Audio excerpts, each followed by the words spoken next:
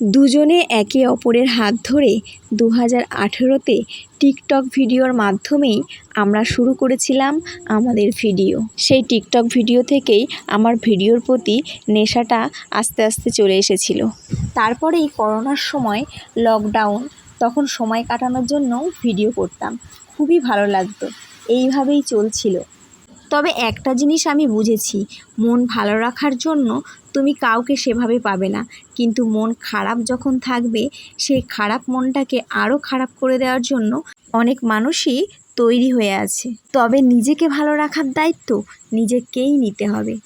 প্রত্যেকটা মানুষের জীবনে দুঃখ কষ্ট আছে, আর আমি আমার মন খারাপের সময় এই ভিডিওটাকেই বেছে নিয়েছিলাম।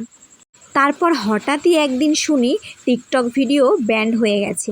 খুব মন খারাপ লাগতো, কষ্ট হতো, আর ভাবতাম আমি আর ভিডিওই করব না।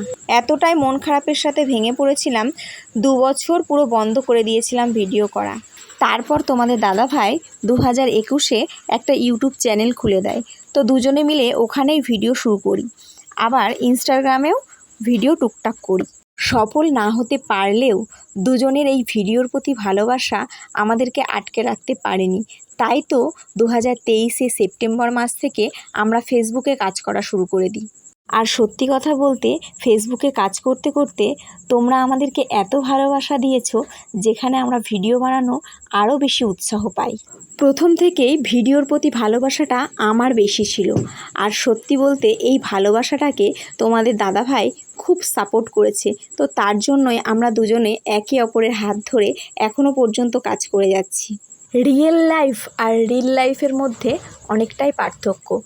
রিলে কিন্তু অনেক কিছুই দেখতে খুব সুন্দর সাজানো গোছানো মনে হয়, কিন্তু এর পেছনে অনেকটাই খাটনি, অনেক পরিশ্রম রয়েছে।